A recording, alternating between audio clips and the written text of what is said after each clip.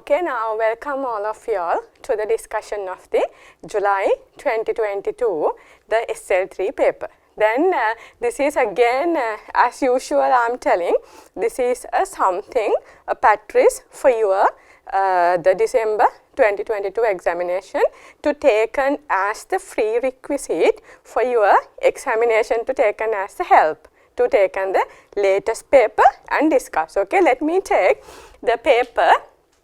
This is your corporate taxation paper. Now let me take a little 3-4 minutes on this, the structure. All of you all know, but let me take this. It's a 3 hours and 15 minutes. Then you have to manage your time within this 3 hours and 15 minutes. And very specifically, I need to come to this thing, which is your open book referential materials. Now, I think now you all have all these open book referential materials with you all. It's the Inland Revenue Act number 24 of 2017 and subsequent amendments. The latest amended act, which is Act number 10 of 2021. Okay, then this done. And the second one in the Value Added Tax Act number 14 of 2002. From 2002 there are many more amendments. Then up to latest one is the Act number 9 of 2021 and Act number 13. There are very small changes on the last one. Then that's the second one. Third one, relevant gazette notification. I think up to now all of you all know about this. Relevant gazette notifications, there are many. Now as a student, you all know what is this list of the gazette notifications. Okay. Then these are the 3. You should have this open book referential materials. Why? What's the reason? When it comes to your examination, there are things, especially with reference to gazette notification, there are questions directly testing that theory part plus the application. I'm not telling that the theory on the gazette, no, but the application, but that particular the technical part is in that gazette. Then you should have that gazette notifications with you, including these 2 particular acts. Okay, then this is the first thing. Then after that, I will come to later these things, and after that, what's the next main thing? Next main thing which you really need to know on this one, section 1 and section 2, it's a compulsory. Therefore, there are the 3 questions, all 3 questions are compulsory to attempt. Then you don't have choices, and in any reason, you cannot ignore one question and go. Then you all take yourself to pair the examination. Don't do that, okay? And these are the few things which I need to take into consideration. Then after that, let me come to directly section 1, question 1, okay? Then before that, very important thing I need to highlight, which is the feedback of the students from the examiner on the recent past paper, which is on our discussion. Then I need to come for the examiner's comment. If you have seen this examiner's comment, why you need to look at these things, the reason is, Lamai, for you to not to do these some weak points the students done at the real exam. That's the message. Not to do that mistakes at your examination. Okay. Now come to here, I will take the general comments, not each by each, but this general comments very valuable for you to take a lesson. Okay. Then, although the structure of the examination was the same, very true, and as in the previous year, majority of candidates were unsuccessful in what, Lamai? It's a methodically approach in the first 2 questions. That's why I'm telling to you to pass the examination. There are 3 questions. Then it's a 50, 25 and 25. Don't take much time on your 50 marks question based on the pre-seen, the unseen provided. You are well prepared on that. Basically due to your well preparing on that question, don't take more time other than the adequate time for that, or allocated time for that 50 marks. It's totally 1.5 hours. Then please take that time and allocate the rest of the question, the 45 each. If not, finally, then you all end up with as the unsuccessful manner. That's the issue, okay? Then first 2 questions, and thereby unable to produce reasonably focused, relevant answers addressing the principles and the core components of each requirement. You have to address the requirement. How to address the requirement? I'm always telling there are action verbs. You should have to go with the action verbs, and what's the examiner asked through that action verbs, maybe main requirement, maybe there are sub requirements. You have to provide the typical answers on that, not theory, but theory plus application with your recommendation. And candidates are expected to compile comprehensive tax computation. Anyway, your 30 marks question individually taken, it's a comprehensive tax computation.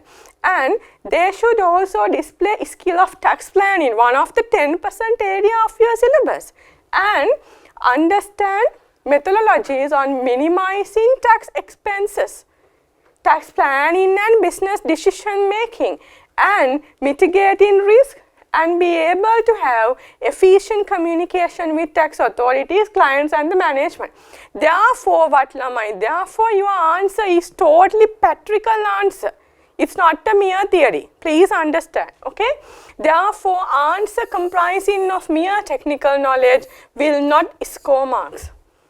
Don't write mere theory. This is very, very important. I knew that in the previously this comment was there, but still you are in this manner. Don't do that. The application is the critical. That's the first thing. The application, it's something critical which you have to do. Second one, it should also be noted that candidates are expected to structure their answer based on the scenario. Lamai, why don't you go for the answer format? Answer format should be there. If not, how could you structure your answer? Then you should have the answer format. Then when it comes to answer format, how to take the answer format, you should address the requirement. In the requirement, then based on the requirement, you have to address it. For the requirement, you need to know about the action verb. Okay? Then if you know the action verb, then on the action verb, what it asking, maybe advice, maybe recommending, maybe to explain, maybe assess, whatever, you have to address that. How? First one, if this is law, then there should be a theory provision. This theory you have to apply to given scenario. Apply to given scenario, and always, Lamai, you all giving advices to your clients and the particular practical question. Then for that, apply that, and what you have to do, you have to provide the recommendation or conclusion. Recommendation or conclusion, what you have done. The mere application of this particular theory, only this theory part, it's not given marks to you. Please understand. This is a typical for you to take the marks. There should be answer format. Okay, answer format, it should be aligned with your requirement. Okay, now let me come to here again.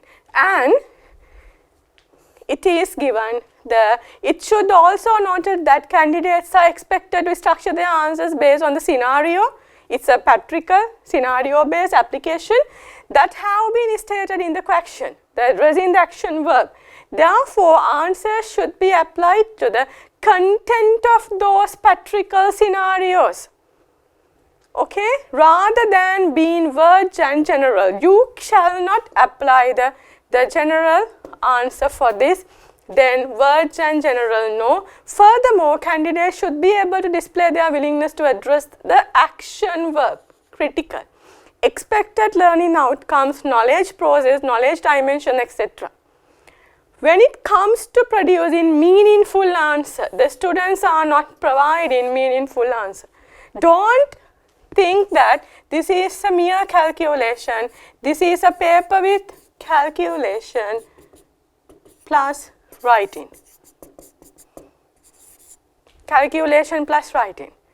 Then especially this writing part, you are not adequately performing. Therefore, you have to practice. The main things to practice is your past papers. Please go through past papers and take that practice before the examination. Okay? Following reasons could have been adverse influence of candidates' performance, lack of pre-study connected to the pre-seen case study material. Then you have not studied the pre-seen well.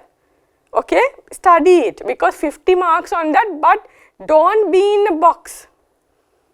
Entire syllabus, whatever the part, it can be tested. Then don't take the, if there are hints, if there are pre-seen based things, you imagine, okay, these things could be happen at the actual examination under the unseen. Don't be in a box, in open mind, analyze and go. That's the thing. Then the second one, lack of understanding of the requirements of the questions, very, very valid point. You are not writing to the requirement of the question. Okay? Then inability to manage time and producing relevant facts, thereby facing time constraint. This is the one of the great failure factor of the students. After all the papers, they are calling me and what they are telling, it's a time is not enough. No time enough if you have managed it well. Okay? Then lack of communication and presentation skills. This is on the answer format. Why don't you have the answer format? Why don't you take the maximum benefits of the reading time? Why? It's a 15 minutes reading time. Take the the availability of that time in a good manner. It's a 3 compulsory questions. Then you don't have choices other than a choice in a what question I'm starting at first. Other than that, Namai, you don't have a choice. Anyway, do or die, you have to do that. Then therefore, when select a question, what you can approach easily as a first question. It takes a courage towards you all to plan to the rest of the questions. Then select that question and read it, read the requirement and the facts, or else if you need to read the facts first and go to the requirement, whatever your feasibility method, you can go with that. And afterwards, when the document or the answer booklet is there, I start writing, start doing computation, taking the maximum benefit out of that 15 minutes. It's a save of the time for you. Okay? Then let me come to next the comments from the examiner. Then this is on the general comments from the question 1. I will take the question 1 first and I will come to the general comments. I hopefully why these things communicated, don't do these mistakes at your actual examination. Manage your time, it's 3 hours and 15 minutes. Write a meaningful answer with applying to the given scenario. Not write only theory, you are not receiving the marks. You have to address to the action verb, it's your requirement. If there are sub-requirements, you have to go with that. Then in that, you have to, with theory, I'm always telling this is the law, it's act. Then you have to take the provision of the law and apply that to the given scenario. Based on that, what's the practical thing? Based on that, apply it and provide the meaningful conclusion. Then that's what you have to do with your relevant open book referential materials. And you have to prepare before the examination.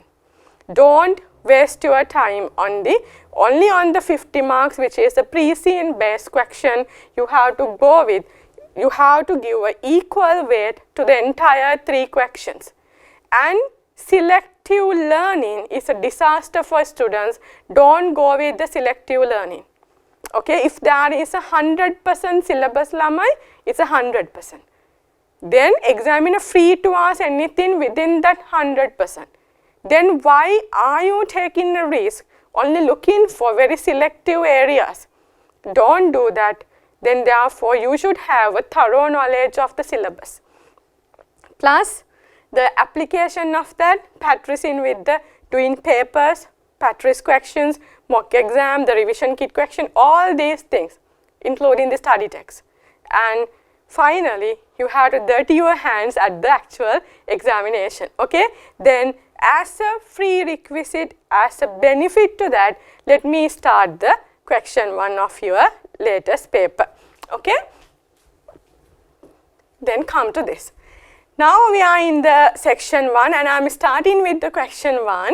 Then in that, let me come to the requirement. Okay? Let me come to the requirement. In that, what's the requirement? The first one is given the discuss. First one is given discuss whether SCL is required to pay income tax in Sri Lanka on the full contract value that includes income from following. Now you can see how many marks lamai? It's given 5 marks on this. Okay? What your action verb? It's a discuss. Then you have to argue. On what? Then whether, point is there, whether SCL is, you have to argue they have to pay tax in Sri Lanka or not. Then required to pay income tax in Sri Lanka on full contract value. Now when reading the requirement, okay, it comes to your mind, okay, there is a contract. In that contract, there are some points given. According to these points, I need to analyze, I need to discuss whether this so-called SCL, you don't know what is this SCL. This so-called SCL has to pay income tax or not. Okay? Income from following. First one, design service. Second one, supply of plant and equipment to AWPL. Third one, other support services including erecting and commissioning the power plant.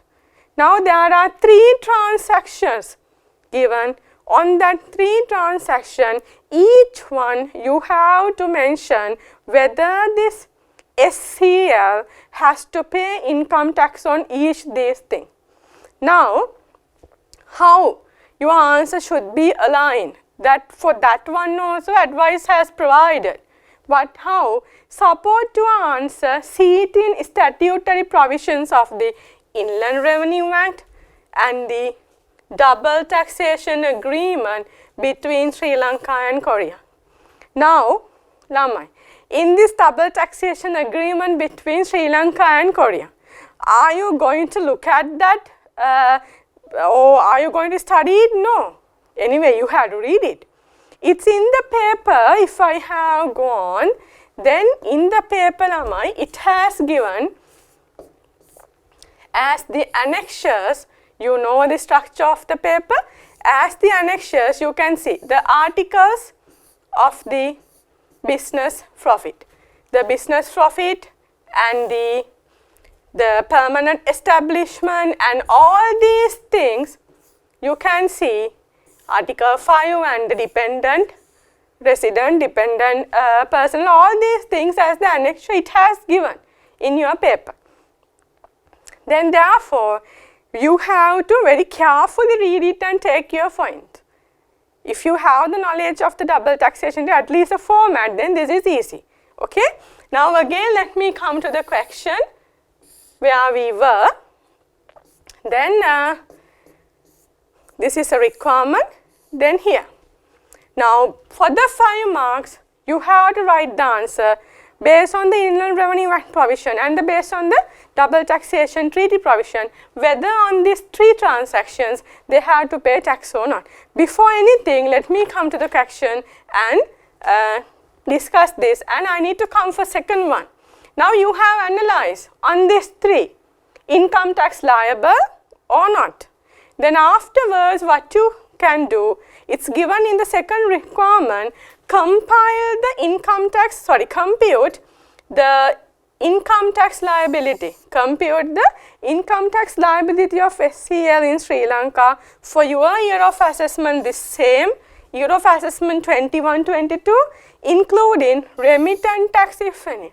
For the 4 marks, Lamai, now you can see if there is a remittent tax asked, and this is SCL, so-called company, there some points comes to your mind, okay, remittent tax, why we need to pay remittent tax?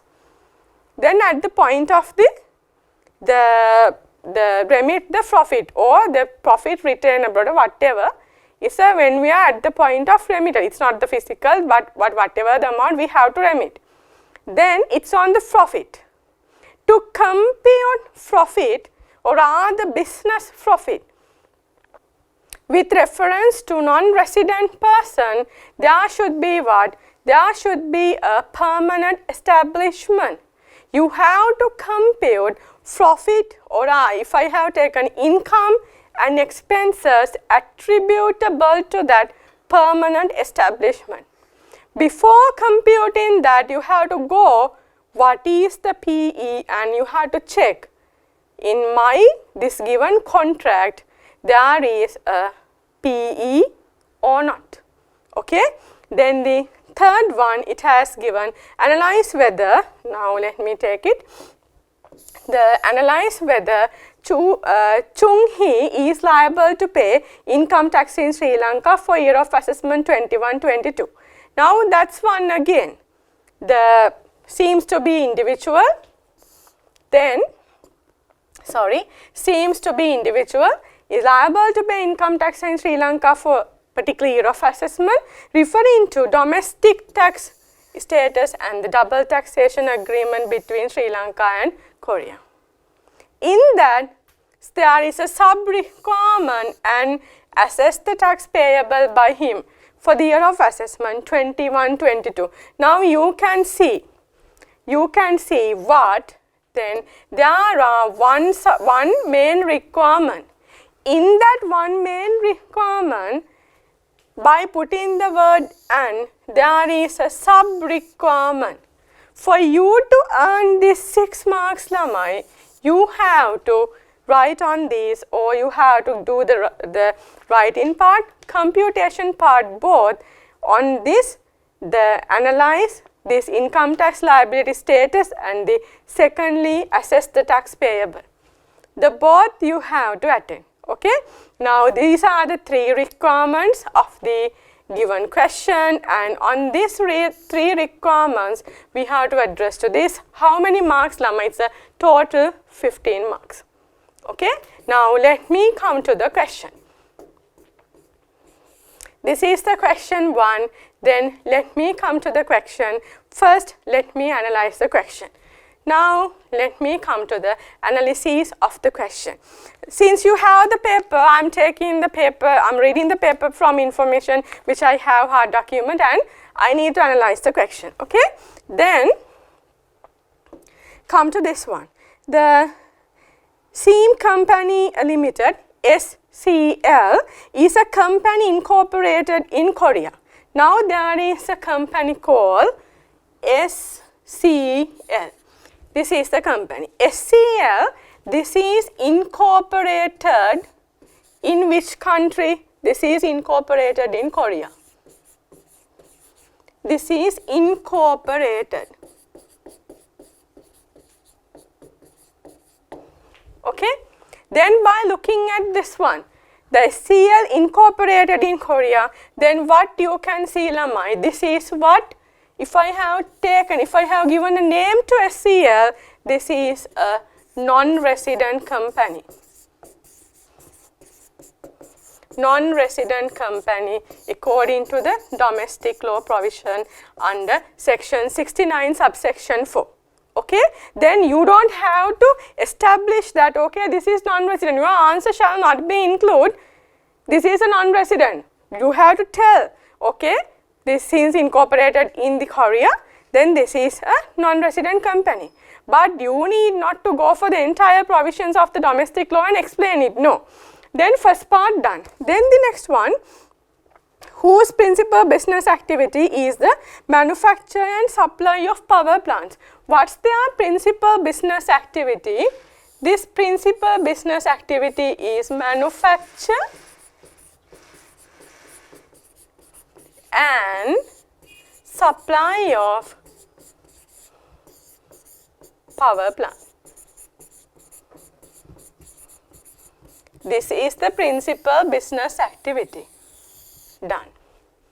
Then the next one, why is the manufacture of power plants taking place in Korea? SCL has subsidiaries in various countries which carry out other support services. Currently, SCL does not have any legal presence in Sri Lanka. Something very, very important. For Sri Lanka, now if I have taken for Sri Lanka, this is no legal presence. One of the key points you have to remember, no legal presence. Up to now in Sri Lanka. Okay? Then afterwards, in September 2021, the government of Sri Lanka invited bids for the power plant project, which was part of a public-private partnership (PPP) with the Public Utilities Commission of Sri Lanka, the Accru Weather Private Limited (AWPL), a company incorporated in Sri Lanka, bid for the above project and was awarded the project in December 2021. As whom? As the main contractor. Now come to here. This is the first paragraph of the question, and in the second paragraph there is talking about a company called AWPL. This is a company incorporated in Sri Lanka. Incorporated in Sri Lanka. If this is a company incorporated in Sri Lanka, then this is what? This is a resident company.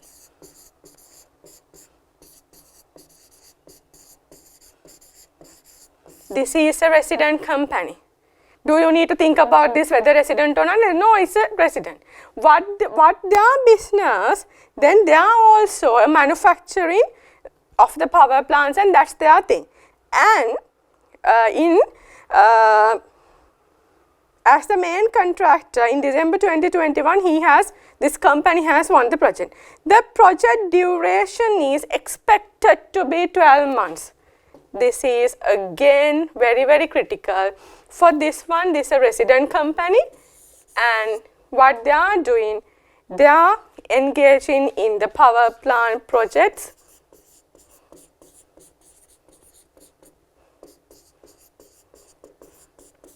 The project has awarded on December 2021. For this, the duration of the project is 12 months. The project duration is 12 months. Critical to remember. And after that, in January 2022, AWPL entered into 2 different agreements with SCL in relation to above project. Now, let me take this SCL separately for these 2 agreements. Okay? Now come to this one. Here, now I am taking SCL being a non-resident company to take what's the relationship with the AWPL. Now come to here. Okay? Then 2 different agreements with SCL in relation to above project. Let me take these 2 different agreements. agreements in here. What are the two different agreements? According to the first agreement between AWPL and SCL, SCL will carry out the design work of the power plant. Now you can see in the question, the first sub-question is asked on the design services. Then it's the SCL will carry out the design work of the power plant. First one, the agreement 1 is the design work. These all are on the power plant.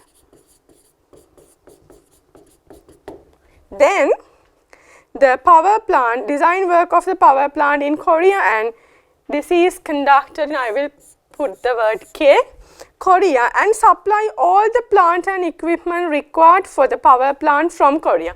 The second one, the first agreement, second work, supply of power plant.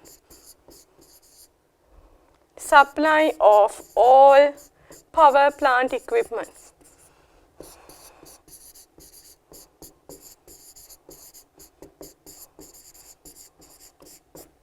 Supply of all power plant equipment. Again, this is from Korea.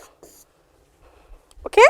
Then all these plants and equipment will be consigned by AWPL. Now let me come to analysis of this part.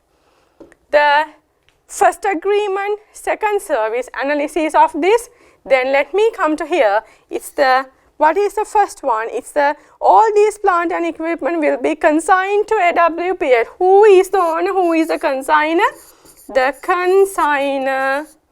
It's a consigned to, let me take, it's a consigned to AWPL. Ownership is with AWPL. These are coming in the importation as the CUSDEC. In the CUSDEC document, the consignee is AWPL.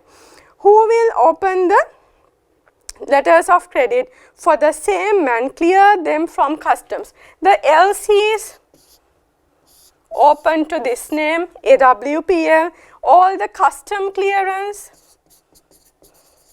done by the AWPL, and now that's the work. Design work in Korea, supply of all power plant and equipment, it's done in Korea. And all this power plant, it is the equipment, all the ownership is the AWPL, no any direct relation with the SCL. Now come to the second part of the agreement. This is the agreement 2. In the agreement 2, what's the position? The second. Okay? In the agreement 2, Lama, it's given the in that part, per the second agreement, SCL will support AWPL in erecting and commissioning of the power plant. Erecting and commissioning of the power plant. Commissioning of the power plant. This is the second contract, the first job. Then AWPL will carry out all the activities relating to civil construction work in February 2022. Now in which month all this civil, that means this commissioning, erecting, all this civil construction work, the initiating of the construction of this typical power plant, they are starting from the February 2022. Don't take the month where the contract awarded, which is a December 2021, no. But they have started their work from the February 2022. This is a critical thing for you to remember. And what has happened in that, carry out all the activities related to civil work in February 2022 for this. What has happened, SCL, for this second one, this date is very important, and for this second project, who is going to do this? It's the February 2022, SCL incorporated 100% subsidiary in Sri Lanka. Now I am taking this one to here. What's the relationship with the SCL? 100% of the subsidiary of the SCL incorporated in Sri Lanka. What's the name? It is the SEAM Lanka Private Limited. Let me take the name correctly. It is what? SLPL. Now for these SCL, they don't have the physical presence in Sri Lanka. It has given, and now they have incorporated the wholly owned subsidiary of them in February 2022 to start the civil construction work in that, according to agreement to what are the civil construction works, erecting and commissioning of the power plant. Done. Okay. Now, it is next paragraph. AWPL will pay total $4.5 million to SCL for the above supply of goods and services. The breakdown as follows. This is the value of the contract. What is the value of the contract? It's a USD 4.5 million. Don't forget the currency. It's not LKR, it's the US dollars. When reading the question llama, it's a matter is you have to maintain the quality of reading, not the speed of the reading. If you can speed plus quality, excellent, but slowly, please read, especially in a non-resident taxation. The information you have to analyze in a good manner. If not, you couldn't, approach to the question. No, approach to your answer. If you not well approach to your answer, then how can you complete your answer? That's the point where students take in much time, and you all not attempting to the non-resident taxation question. Don't do that. You are taking it for the last time. If you have analyzed this, is there something you can take? I'm not telling that you can take the all correct, but for some extent or for the 100% you all can do that. Okay. Now it's done. It's a table given. Design services $750 upfront in February. Now 3 for this, 1, 2, 3 separately, all the details given. Okay. Then the other support services including erecting and commissioning of power plant 500,000, but when it comes to invoicing part, it has given, if I need to come to this one for your easy reference, in the paper, I'm talking about this one, you can see Rama, it has given that 30% in March 2022 based on the milestones of the completion after 31st March 2022. It's not the 100% receiving, now. This is the value of the project. The part 50, 30, 40, likewise it's receiving. Clear? I'm in here. Now, let me come to again for this discussion, and in that, the last part of that after table, SCL will pay SCL, the same names, SCL will pay SLPL for support services. Now, this is the agreement analysis. I need to come for another thing. The how to pay and the analysis of the revenue and the cost structure. Let me come to here, the analysis of the cost, and the analysis of the revenue.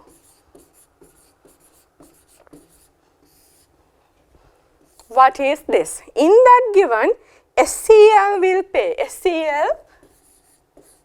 this non-resident company, paying SLPL to their wholly owned subsidiary for support services including erecting and commissioning at the cost plus 5% of the markup. Now for SLPL, this is a revenue. Understand?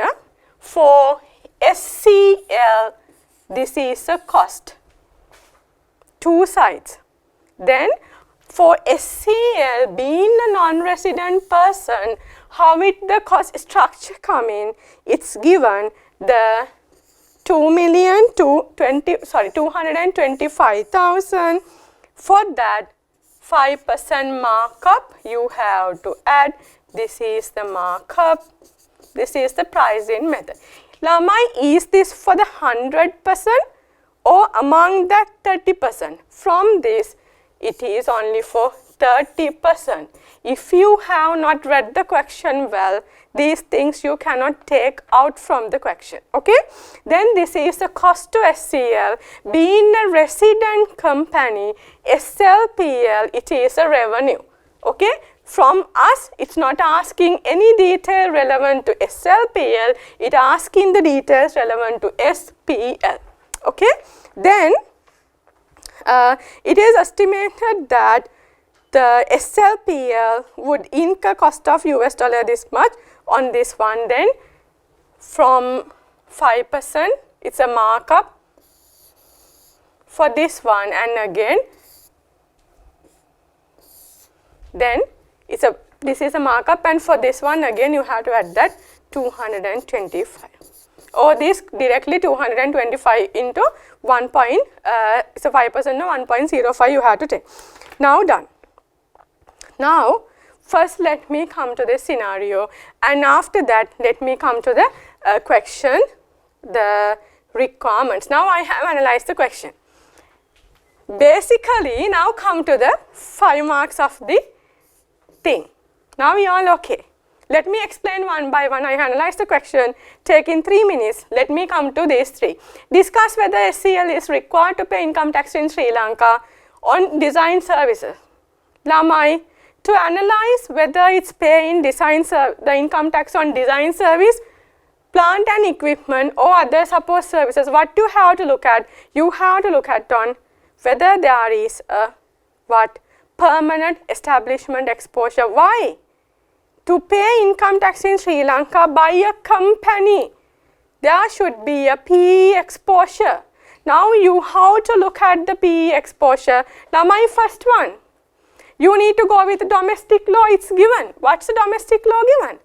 Being a non-resident person, you have to pay income tax in Sri Lanka. Let me come to the answer format. Then after that, I will come to the detailed answer. Now, in the answer format, this is the answer format for the 5 marks. In the answer format, first one, which is the identify SCL as a non-resident. SCL non-resident. Done. You can take it 69.4, but no need to write. Incorporated outside Sri Lanka, then it's non-resident. Being a non-resident person, Lamai SCL, the assessable income of a non-resident person. Assessable income of a non-resident person, the employment, business, investment or other, it's a arising in or derived from Sri Lanka. Arising in or derived from Sri Lanka. Done. Now for this income arising in or derived from Sri Lanka, in the assessable income, where it has mentioned in the domestic law, it's in the section 73, the sources of payment. The sources of payments. Done. Do you need to go and apply these sources of payment? No. You can mention it if you have time. If not, what it has given in the 4th under section 75 subsection 2. What it has given, if there is a double taxation agreement, you should go with what? You should go with the double taxation agreement, which is the superseding the provisions of the Inland Revenue Act. Apply this provision and take the impact of the DTA to the picture. In the DTA, you should have to start from the business profit. That's mean if there are, that is a source lamai. You have to start from that. Before PE, you had to start from the source, the section 7, like section 73. We need to look at the SCL has not done employment, SCL has not done any investment, SCL has not done any other. Now you need to look at, okay, SCL has earned the business income from Sri Lanka. Done. Then for earned business income, there should be what? Business profit in the Article 7. In the Article 7, what it has mentioned, if there is a business profit, how it shall be comes, then it should be came through how? In the PE exposure. Article 5. That's the point you have to start. Then you need to look at on this E3 transaction, there is a PE exposure. Let me come to this and analyze this based on the provided double taxation treaty. Now let me come to here. Let me quickly come to the double taxation treaty between Sri Lanka and Korea. In that, let me come to Article 5. Article 5. Let me come to one by one. For the purpose of this convention, the term PE means the fixed place of business through which the business of an enterprise is wholly or partly carried on. Now what it has given? It has given a fixed place of the business. Do we have the fixed place here? No. No legal presence, no fixed place. Even no wording, they have came into Sri Lanka. Then the next, the term permanent establishment includes specifically place of management, branch, an office, a factory, workshop, mine and oil or gas well, quarry, or any place of the extraction of the natural resources. No. An agricultural or farming estate or plantation? No, we don't have. Then, what next? Third one. In the third one, the term PE likewise encompasses what are the things? A building site, construction, assembly or installation project, or an installation of drilling rig or ship users for the exploration of or development of the natural resources only if it lasts more than 183 days. We don't have anything like that. Then come to here. The furnishing of services, including consultancy services, by an enterprise through employees or other personnel engaged by the enterprise for such purpose, but only where activities of that nature continue for the same or connected project within the contrary of the period or period aggregating more than 183 days within 12 months period. Now, let me analyze the three transactions. First one is design work. Design work where it has done? In Korea. The agreement entered with SCL transaction has done in Korea. Do we have any relationship under PE for that design work? No. It is something offshore which is conducted outside Sri Lanka. It's not create the PE exposure. Second one, supplying of the equipment. It's very clearly given equipment, accessories relevant to manufacture of this power plant. Now it has very clearly given Lamai the all, there is no the third party involvement. Then there are from the Korea, the SCL, the sending that goods to Sri Lanka, the TWPL, it's a, I think name something incorrect. Then in that it is AWPL. AWPL is the clearing that equipment from the ship, the customs and all these things doing very independently by AWPL. Nothing happened or SCL not generating any single income from Sri Lanka. It's again the offshore. You can refer to Anglo-Persian Oil Company. The case law is not asking, but I have mentioned for you to just take the understanding. Then agreement entered in the abroad and all the activities done in abroad.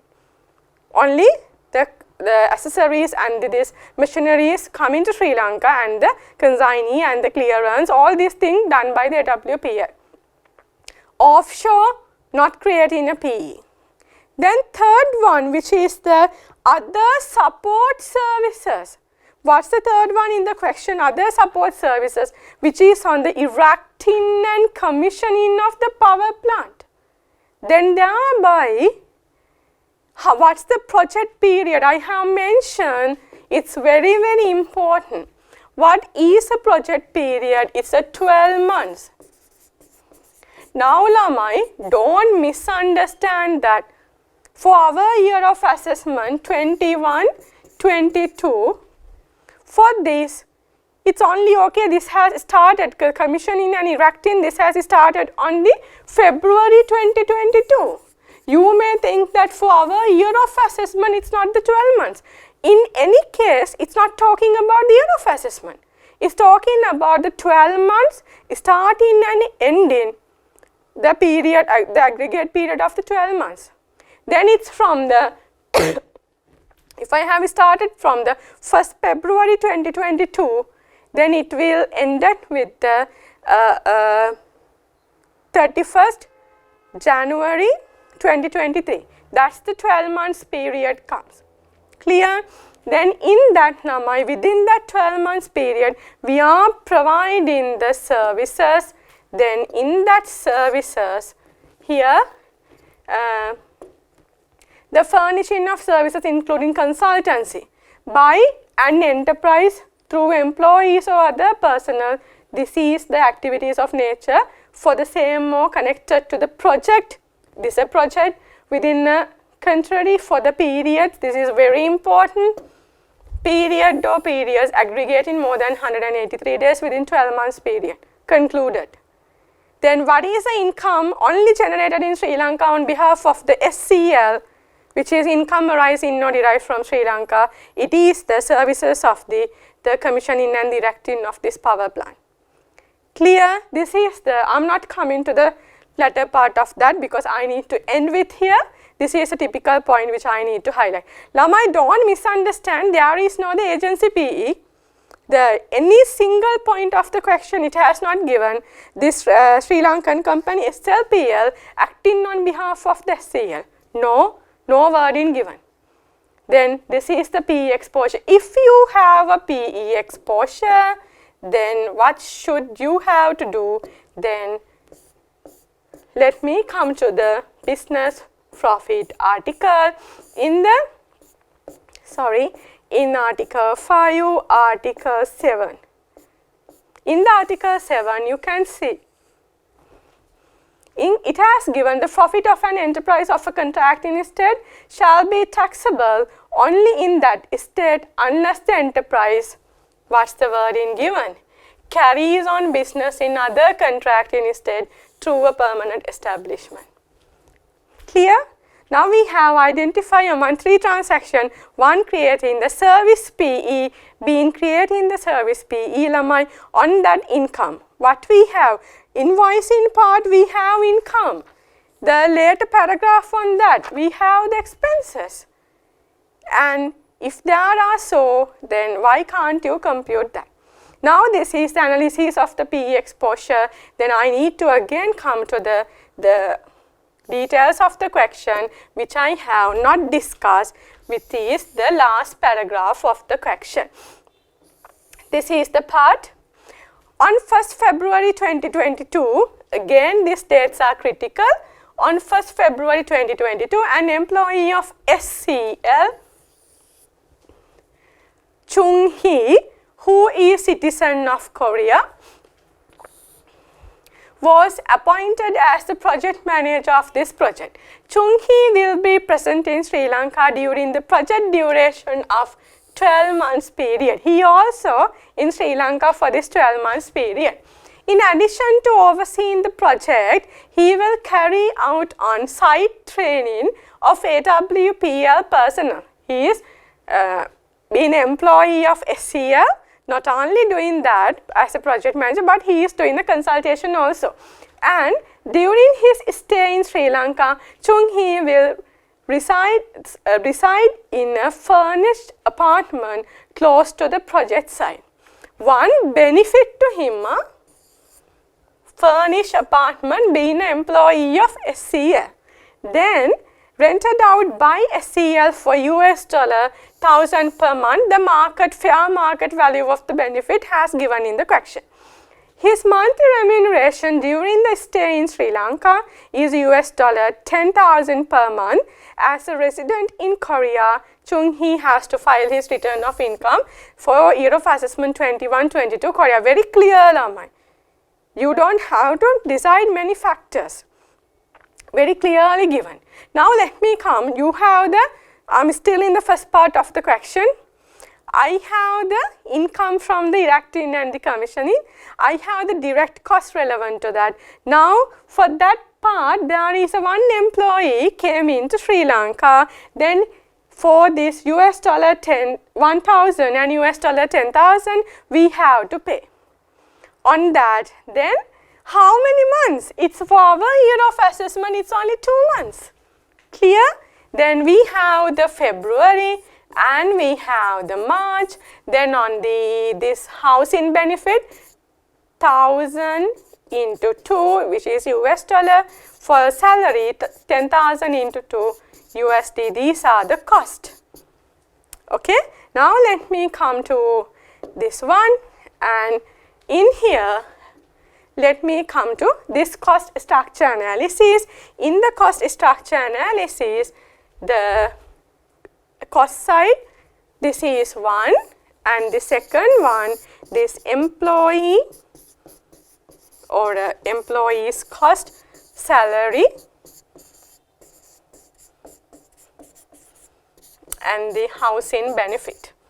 Okay, housing benefit is not a non-cash, it's the fair market value provided. Then 10,000 plus 1,000 into 2 months. That's all.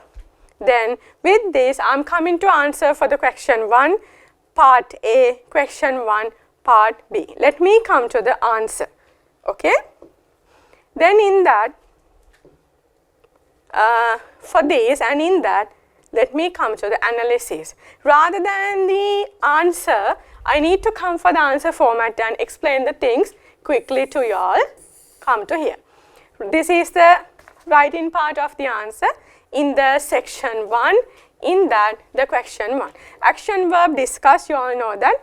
What is you have to discuss? It's the income tax liability of the non-resident person under a project, a power plant project. The subdivided into 3 categories of the transactions. I'm analyzing one by one to gain this 5 marks. How to discuss? It is a requirement by the examiner. You have to discuss according to the requirement by the examiner. Okay. Then 2 parts of the discussion. One is you have to apply the provisions of the Inland Revenue Act. Other one is the provisions of the Double Taxation Treaty. Then how many marks? 5 marks. What's the time you have to allocate? It's only 9 minutes. Okay.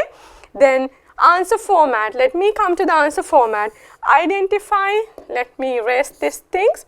And first one, identify based on the given facts of the question. SCL is a non-resident person. We have done this, which I have explained in the whiteboard. Then after identifying non-resident person, explain the chargeability of the income tax of the non-resident person.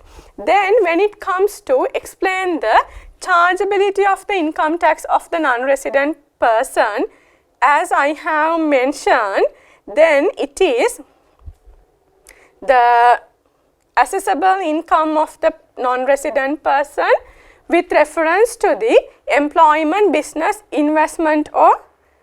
Okay, now as explained, now after identifying as a non-resident person, you have to tell to examiner, okay, being a non-resident person, the income arising in or derived from Sri Lanka, it only taxes in Sri Lanka, which is the assessable incomes, which is section 4 in that subparagraph B. Then accordingly, if being a non-resident person under section 73 source of payment and linked to section 75 to application of the DTA. Now after that, Analyze the provisions of DTA accordingly by applying the given scenario. It's critical for you to apply the given scenario. Okay? Read the question carefully and identify the project period. What is the project period? It is the 12 months period. Then, done. This is the head of your question. Now, let me come to the body part of the question, the application.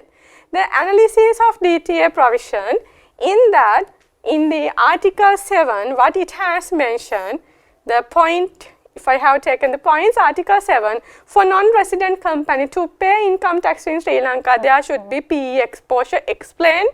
Hence, analyze the PE exposure as per the provisions of the DTA, Article 5, for each transaction, not for one, it's each 3 transaction you have to analyze. Then what are the 3 project activities according to agreement? First one, design service. Explain, it's in the agreement entered in Korea and totally performed in Korea. Lamai, this is a foreign transaction. This is foreign, this is offshore, not the onshore.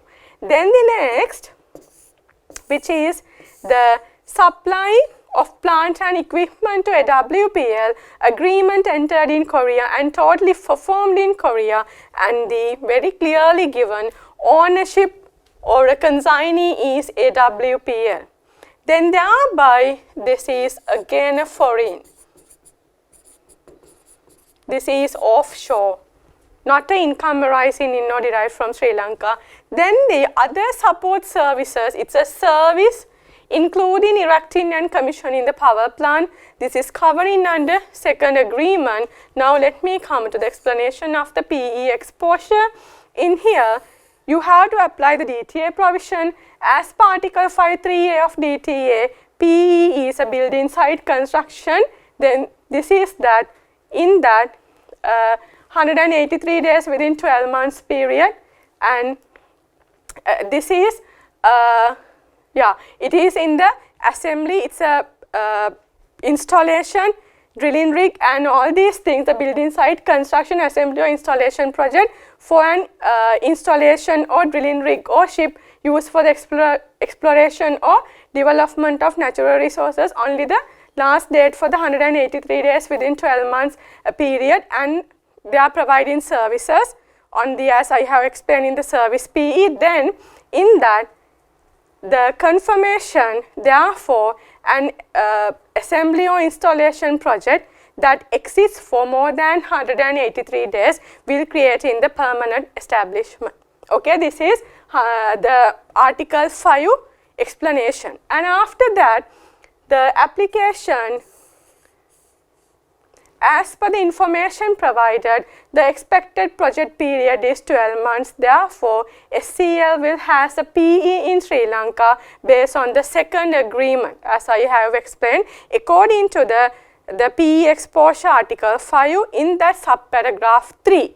It's creating the PE exposure. Okay? Then, in your answer format, then the recommendation or a conclusion, liability to income tax in Sri Lanka, since the support services including the erecting and commissioning of the power plant are carried out by the PE in Sri Lanka, as I have explained when analyzing the question, it will be attributable to PE, and such profit attributable to PE will be liable to tax in Sri Lanka. And the other project activities, design work and supply of equipment will not be liable for income tax in Sri Lanka. Then you have to conclude the answer by discussing about 3, that contract, and confirming that other support services including erecting and commissioning the power plant is liable to pay income tax. This is the in detail answer, and other 2 is not liable. Okay, taking the explanation properly on this one and analysis of the question, they're all done. Now come to the second part of the answer. Then in that, here the question, this part done, and the compute income tax liability is very easy. Let me come to the answer directly. Then in the answer, then okay, in here, which is the SCL computation of income tax liability, this is from the Sri Lankan operation, not the foreigner, Sri Lankan operations. Then income from this is the main income. Income from other support services, you can see in your paper, it has given other support services including erecting and commissioning the power plant, it's rupees 500,000 US dollar. What is the percentage out of that? It is only 30%. Are you going to take entire 500,000? No, Lamai. Then what you have to take, see my comment on this, as per the second agreement is US dollar 5,000 at 30%. Way of the invoicing, what's the month? It's a March 2022. I think it's clear. Then it's 150,000. Done. Now you have to compute we are computing the profit before tax, or on that we need to assessable income, taxable income computation. Now not like in the resident company taxation, from here you need to identify the revenue, you need to identify the relevant expenses attributable to this project. In that, the allowable deduction or the expenses, as I have explained, cost of the support services. After this table, this paragraph, cost of the support services including erecting and commissioning is a cost plus markup of the 5%. For that also, Lama, it's a 30%. Okay. Now, if I have go for this one, then you can see it's a 225. I am referring to formula 225 into 1.05 at 3%. Done. Then the next, which is here, okay, then it is, let me erase this colors, okay. Then afterwards, cost of the employment. In the cost of the employment, cost of the resident provided to employee and the salary, it's very easy, 1,000 into 2 and 10,000 into 2. Why? It's the, see my comment, cost of the employee not relevant, only relevant for the 2 months, not for the other 10 months. For year of assessment 21-22, since the support services commence from February 2022, Mr.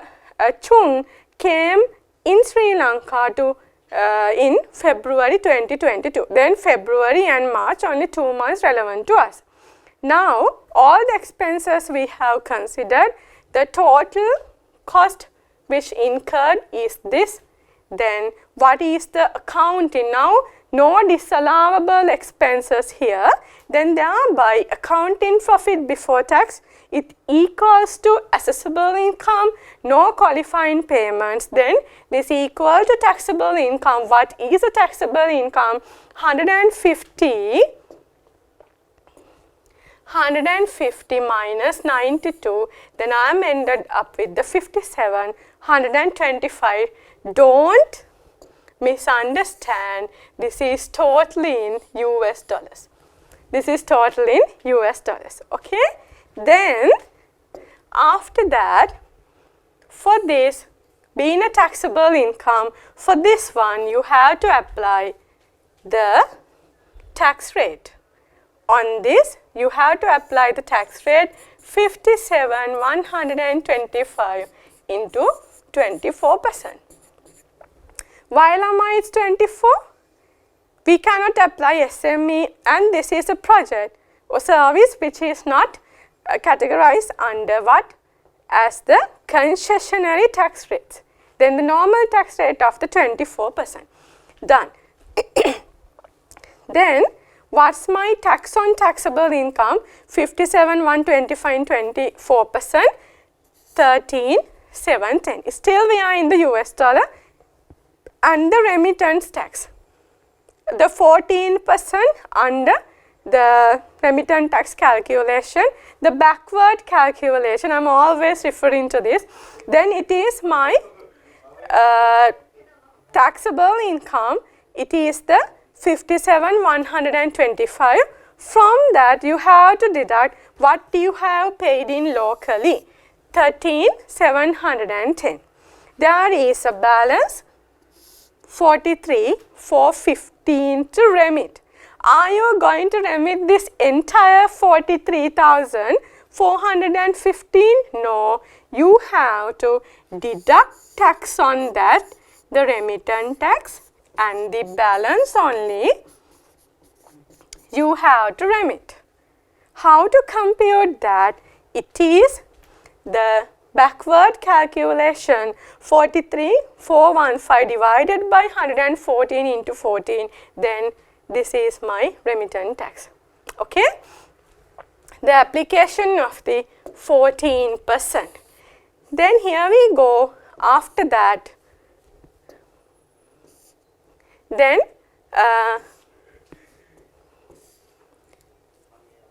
total tax liability, it comes to this 13,710, 5,332.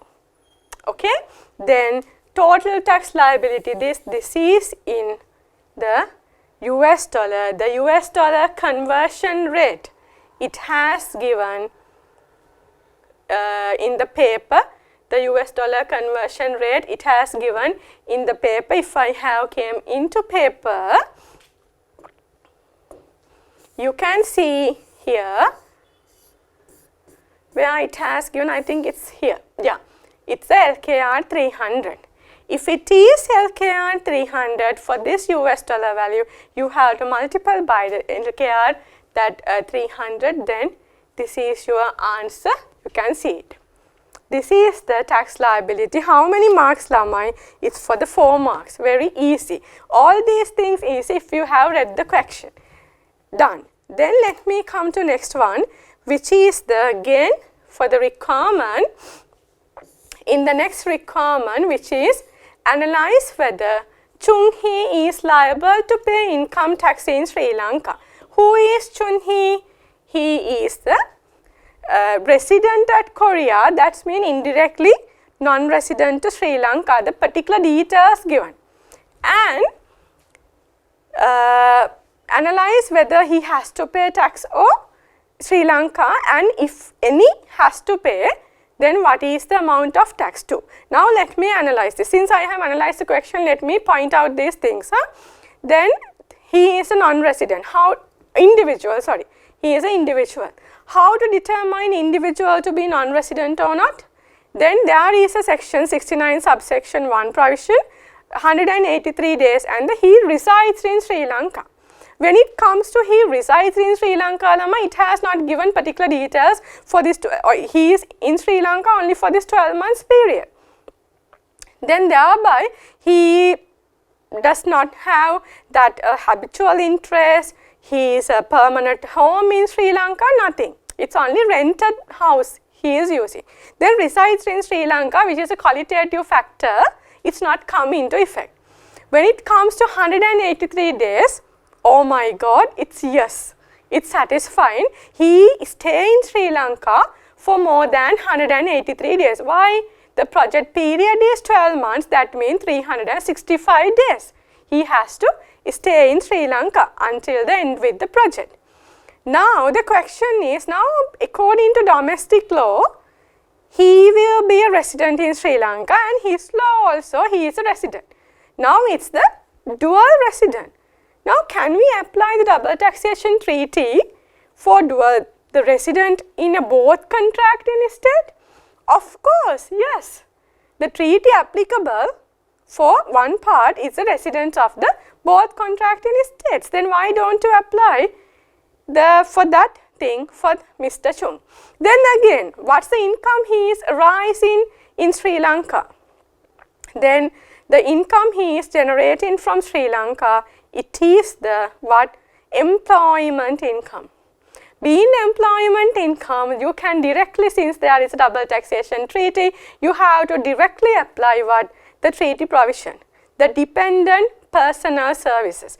In the dependent personal services, let me come to that part for you to show, it's in here now, for you to show the exclusions and the requirement whether we have to pay tax or not on that. Then in here, where is the article? Business profit, and I think it is here. Yeah, dependent personal services. What it has given, subject to the provisions of particular articles given, salaries and wages and other similar remuneration derived by a resident of a contracting estate in respect of the employment done shall be taxable only in that estate unless the employment is exercised in other contracting estate. What it has mentioned, he has to only pay tax in Korea if he has not done any employment in Sri Lanka. Again, there is a condition, if the employment is so exercised, such remuneration as is derived therefrom may tax in the other contracting estate. ලංකාවේ tax වෙන්න ඕනේ. එහෙම කරනවා නම්. But when it comes to your second paragraph, this is a critical factor to you to apply. Even it has told if he has done the employment in Sri Lanka, he has to pay tax in Sri Lanka. But there are 3 conditions provided in the treaty. In that 3 conditions, if that all 3 conditions satisfied, then you shall not pay tax in Sri Lanka. This is the exclusion of the tax payments on behalf of the employment income in the country where employment performed. Clear for our example, in Sri Lanka, whether we need to look at he has to pay tax or not based on the para 2 of this dependent personal services. In that, what are the 3? It's a notwithstanding the provisions of para A of this article, remuneration derived by a resident of a contracting estate in respect of an employment exercised in the other contracting estate. What's the wording given, Lamai? It's the shall be taxable only in the first mention estate. That's mean only in Korea if this 3 satisfied. You can see here it's and, not or. Then the recipient is present in that other estate. That's mean in Sri Lanka, Mr. Chung, stay in the period or period not exceeding the aggregate of the 183 days. Lamai not exceeding. In our case, exceeding or not? Exceeding. Not satisfied. Secondly, the remuneration is paid by or on behalf of an employer who is not a resident of the other contracting estate. That's satisfied. The employment is received from the SCL being a non-resident. Not non-resident in Sri Lanka. Non-resident if I have taken from the side of Sri Lanka. This is satisfied, but no point. But I need to analyze now. The remuneration is not borne by the permanent establishment. This is the remuneration, in our case, borne by a PE, the erecting and commissioning. He has came for that part. Then this is not satisfied. For that, analyzing of this exclusion factor, Mr. Chung has to pay tax in Sri Lanka. Then you need to compute the income tax liability of him. Now let me first come to this one. Then in here, the second part of this analysis of whether non-resident individual employee shall pay tax. I will quickly take it. The 2 things, DTA and the Inland Revenue Act. Now, the assessable income of the non-resident done, the application of the resides in Sri Lanka and 183 days done. Now you have to apply the provisions of the dependent personal services. I have done it. This is only answer format.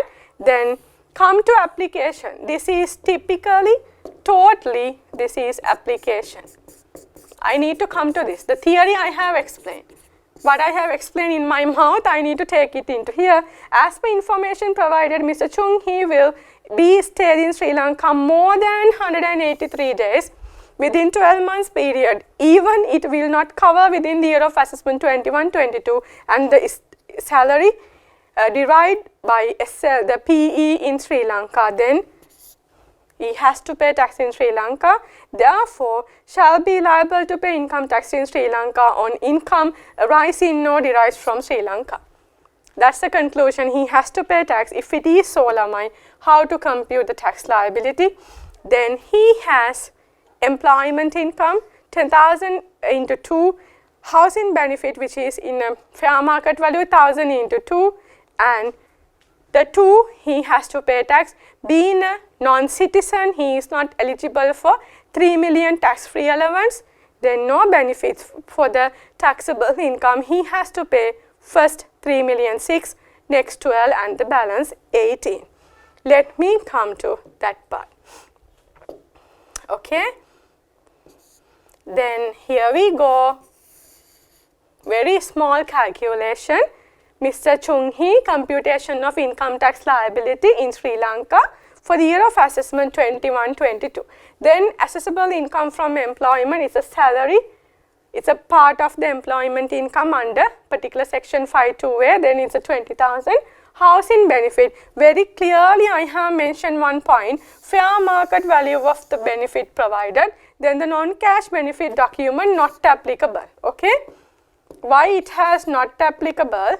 If I have gone to the non-cash benefit, this particular document, okay, then in the housing benefit, what it has given? Value, the benefit of any place of residence provided by the employee in respective situation. I need to highlight this. Should be the market value or value specify as follows, where the market value not ascertainable. Now in the question, the rent, what's the employer given to the owner of the property? It has given $1,000. Then you can directly take it. Why are you going to apply this? Okay, now come to here in the Excel, and in that the 2 benefits is a $22,000 and the no tax free allowance eligible. Then I have converted into that multiple by the 300, which is LKR to US dollar conversion rate. Then computation of income tax liability on first 3,006%, on the next is a 12, and if there is a balance is taken, then it is 6.6, then first 3 million and next 3 million, and there is a balance of 600,000 on this 18%. That's how this has computed. Then finally, this is the LKR value, this is the tax, this is the LKR value of the payment of tax. Okay. Now, with all this, let me conclude the discussion of the question 1, part 1 to how many marks? It's for the 15 marks. It's for the 15 marks. This is the end of the discussion. This is the end of the discussion for these 3 requirements, which is the PE exposure, computation of tax liability on that, and the individual taxation. Okay. Then after that, let me come to the second part of the question 1. Okay, now come to the discussion of the same question in the part B. Okay, this is totally a tax planning and business decision making question. Then let me come to this. In that, let me come to the requirement first. What's the requirement? It has asked for the 6 marks. It has asked for the 6 marks. Roman 1. Okay. Vichitha exercise his option on 1st October 2021. You don't know anything on this.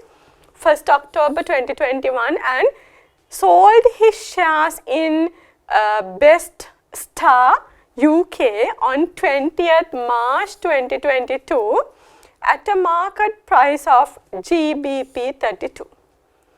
He received the funds into his local bank account maintained in foreign currency. There is a so-called person Vijita being an individual. He has option now. He has exercised his option. That means it's taking it as the what? It's like a share. Now he has exercised the option. That means it's a employee share option scheme. Seems to be, we don't know. Then and he has granted the option. He has taken the shares and he has sold that in the 20th March 2022 for a particular GBP value.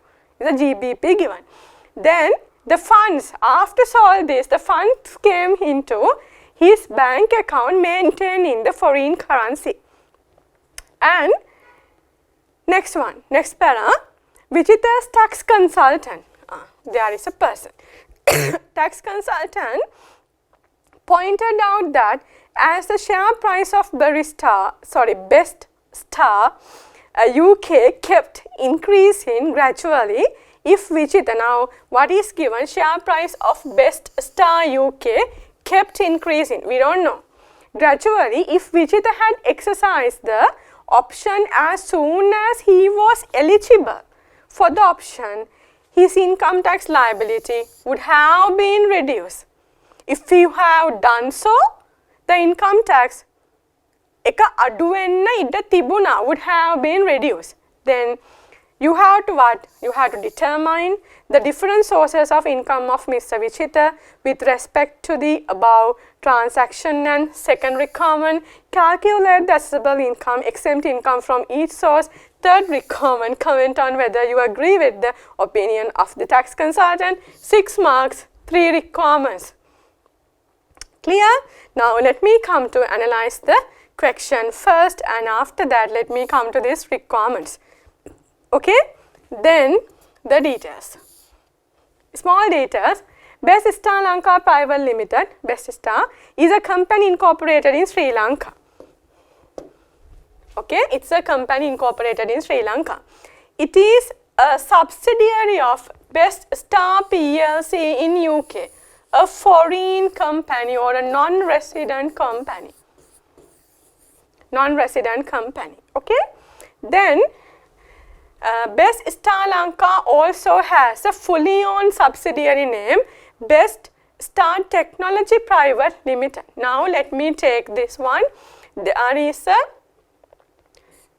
I will take B Lanka, I will take B UK, and I will take B Tech.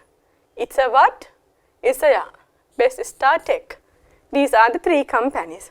On these 3 companies, Lamai, then what's the relationship? B UK has invested 100, it's given, and it's a subsidiary, we don't know, but it's, I can say it's a more than 50. Then B Lanka has invested in BT, it's a wholly owned as a wholly owned subsidiary, 100%. Done? This is the story. Then afterwards, what has happened? Keep this story in the mind, the structure. Then Best Star UK has implemented an employee share option scheme where certain employees of Best Star Lanka could benefit from the share option scheme and purchase Best Star UK shares at a discounted price, a normal way. Other than the price at the market value, I can the purchase, so I can have the option to purchase the shares at my company. Then this is being a foreign company, that benefit has given to employees. Vijita is an executive director of Best Star Lanka and was entitled to purchase 1000 shares. This is a number of shares. Under the share option scheme, the relevant dates and prices of the share option were as follows.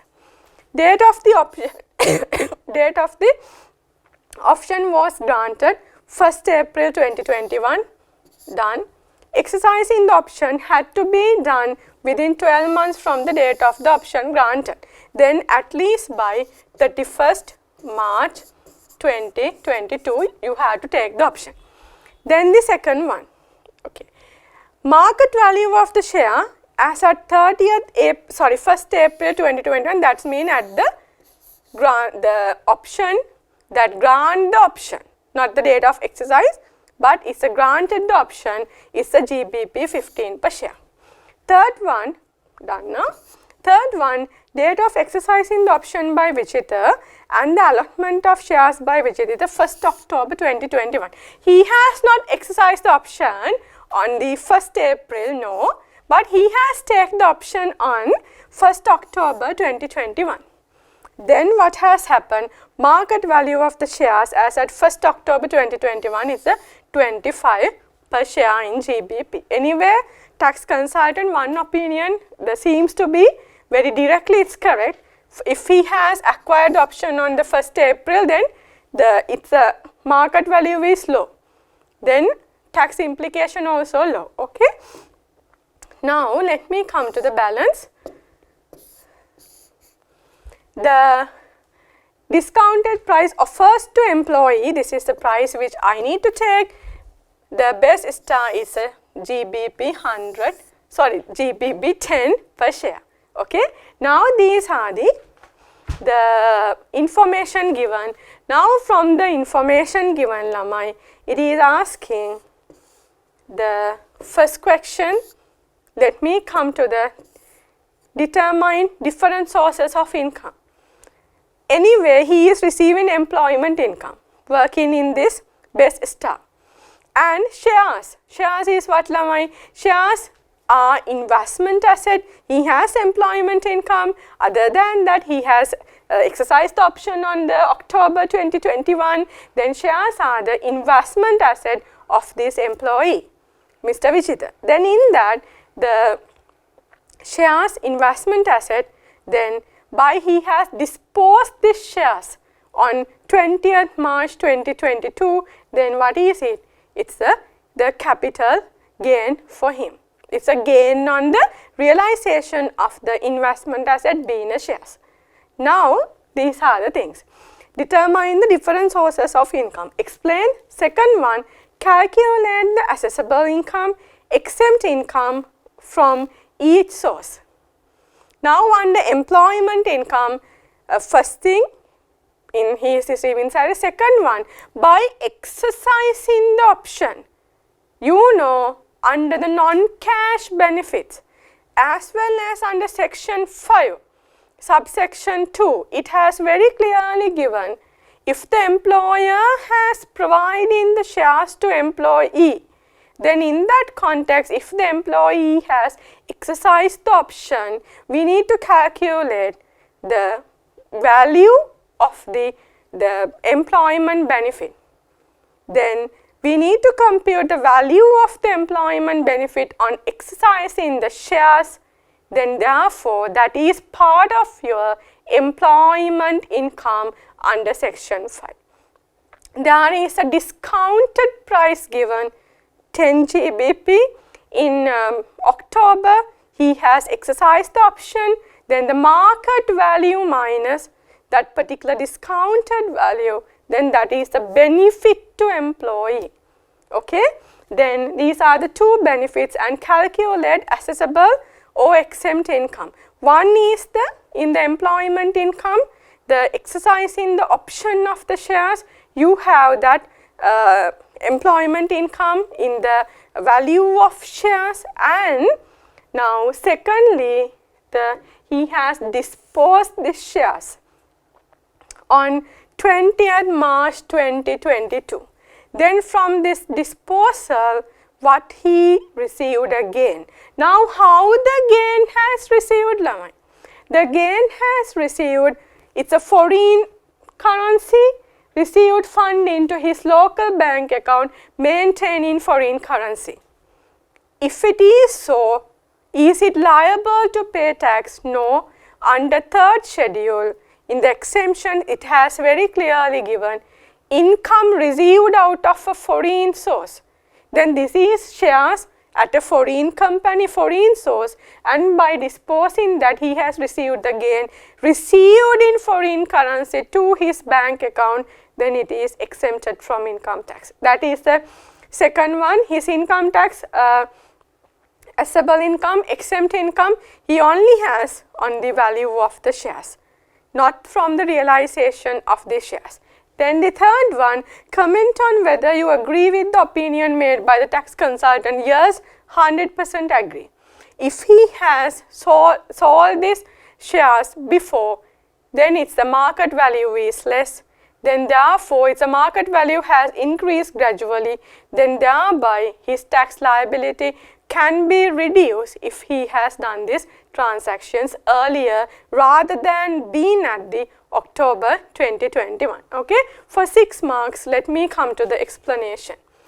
This is the explanation on this one. Okay, question 1 in that part 2, 3 sub requirements in the part 1 for 6 marks is a 10.8 minutes.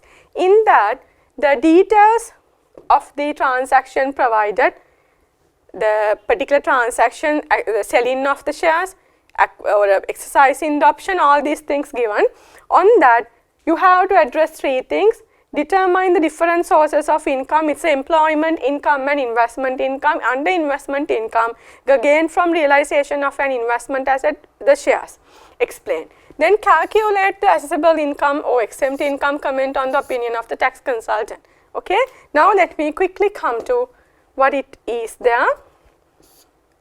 Now, employment income, it's a part 1 and part 2 of the sub requirement, both address what is the income tax, that liability on that, and what are the income earned. In that, inclusion to employment income, it's the given section 5 subsection 2J, the market value of the shares at the time allotted under an employee share scheme, including shares allotted as a result of the exercise of an option or right to acquire the shares, reduced by employee's contribution. This is the discounted price. But it has excluded under section 5 subsection 3E the value of the right or option to acquire shares at the time granted to an employee, and employee share scheme has been excluded from the employment income. Then what is the amount paid by the employee? It should be not a part of the employment income. That's why we are deducting that. Then let me come to next part, which is the, therefore, at the date of exercising the option, which is on the 1st October 2021. That's the theory. If I have aligned my answer, let me take, this is the theory. Okay. Then this is totally, this part I will take it, this is the application. Okay.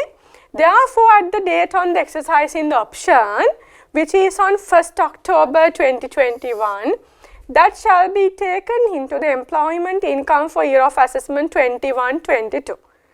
However, on date of the granting the option, that is on 1st April 2021, nothing will happen. There is no impact to the employment income. At the point of the exercising the option, you have to take it under employment income, not the date of the granting the option. Okay. Then after that, thereby the value of the shares which shall be included in the employment income, which is value of employment income, market value of the shares at the time of exercising the option minus discounted price offered by employee. It's a discounted price, it's a 10.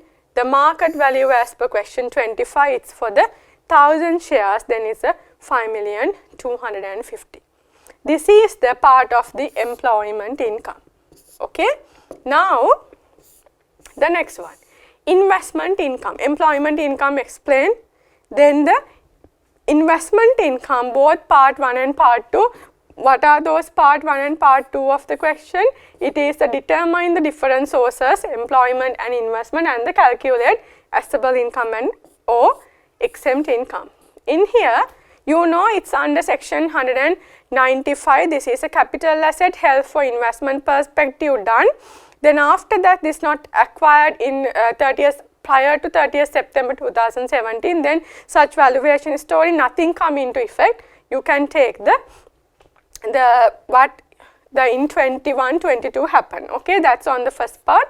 And the computation of capital gain shall be made as per the section 36, the consideration minus cost. In that, how we are going to do, it's a not application of this valuation and all this explained. And gain equal consideration less cost. What's the consideration? According to question number, it has very clearly given, he has sold it to 32. 32 into 1000, it is the consideration. Then, what is the price? What's the cost? It is the cost. Is it a discounted price? No. It is the cost at the point of the granting the option in the 1st October 2021. Then, what is the market value of the shares? It is the 25. Even I have received the discounted price at 10, at that time the correct cost is a 25, then I have to take that into consideration. Now to come to here, then this is the gain. 32 minus 25 into 1000 is a GBP 7000 and the rate has given, you have to convert it to the LKR. However, as per third schedule, para U Roman 3, the above gain is what? It is exempted from income tax. What is the wording? Since any foreign source, this is a foreign source, I have invested in a foreign company, then I have disposed that shares, it's a foreign source, then where such gain and profit, we have earned gain, that gain and profit are earned or derived in foreign currency, yes, it has given in the question, and remitted through a bank to Sri Lanka. The exemption is applicable from or after 1st January 2020. These are from the latest amendments to the IRA from the Act number 10 of 2021. Since the total gain received in foreign currency to the foreign currency account maintained in Sri Lanka in locally, it is the gain from the realization of the shares exempted from tax. Clear? This is for that two parts addressed separately. Now I have to do one, but to confirm whether the tax consultant opinion is correct or wrong. Comment on tax consultant's opinion. Typically yes. Then as per above, the opinion of tax consultant is correct since by disposing such shares, the income tax liability of Mr. Vichitha shall be reduced like this manner. How to reduce? Further, as mentioned by the tax consultant, if Mr. Vichitha exercise option, if he has exercised it on 1st April, then before 1st October, maybe in 1st April, if possible, even the employment income, he can take the reduction, while the value in that, it's a GBP 15. In our case, what has happened, the discounted price is 100, but in our case, when it comes to market value has increased and thereby it has been 25. Then 25 minus 10, it was 15. If I have granted the option in 1st April, 15 minus 10, then it's only 5, okay. Then this is that answer, value of the employment income. Then at the point of the 1st October, he has to pay 5,250,000. If he has granted the option in this, then it's only 1,750,000. Then the next one, then okay, then this is on that explanation. I think it's clear. Now come to next one of the question. in the part 2 on that for 4 marks. What it has asked, Best Star Lanka received the dividend of rupees 25 million from Best Star Technology. You can remember the structure. Okay, Best Star Technology is a wholly owned subsidiary of Best Lanka, if I have taken. Then Best Star Lanka has no expenses to claim against that dividend income. Best Star Lanka distributed dividends of rupees 98 million on 28 February 2022 to its shareholders and used the dividend received from Best Star Technology to cover the part of that distribution. The dividend distributed out of dividend received.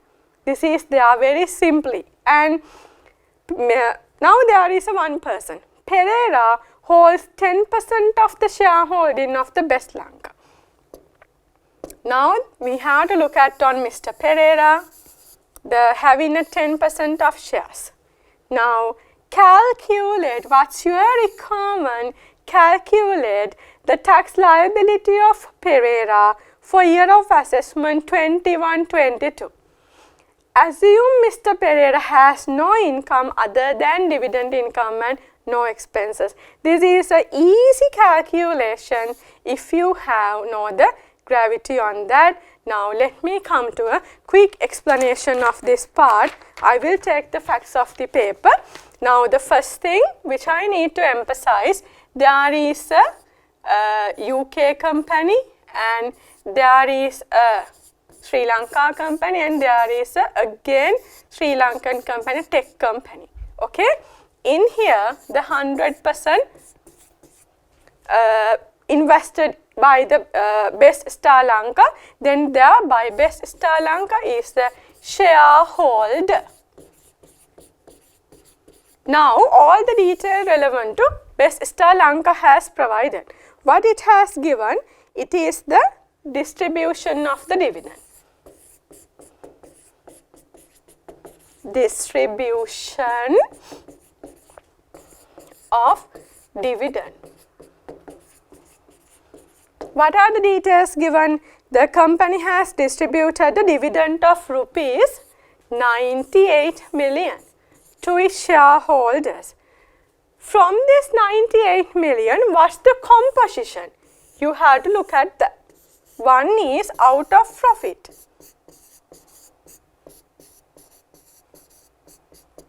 Other one is lamai out of dividend received.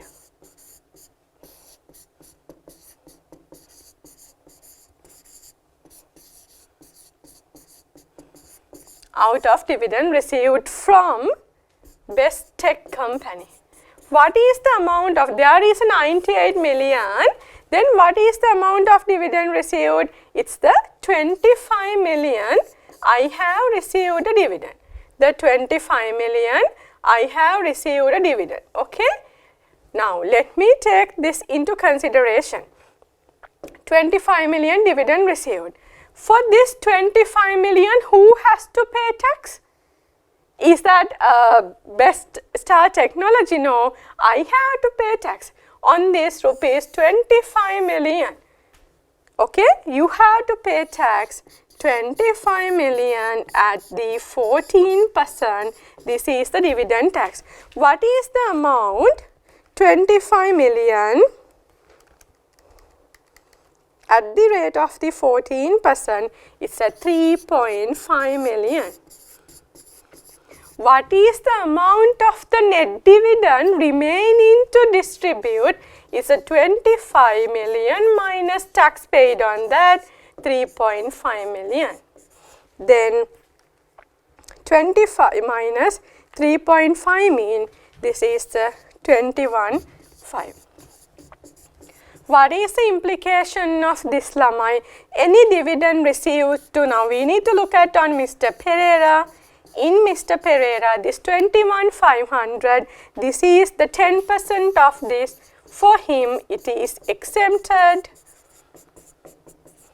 Then he is receiving the 98 million out of that 21.5 exempted, the total liable dividend out of profit 76.5. From that same percentage, then it is liable to Mr. Pereira, and the liable is a resident individual, liable at the progressive tax rates applying the he is a resident and citizen, the tax-free allowance of 3 million, and for taxable income 6, 12 and 18.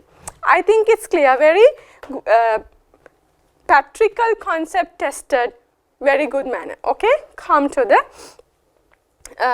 let me come to the calculation. It's asking calculate the tax liability of Mr. Pereira. Then I have explained what's the rationale behind that, and let me come to the answer.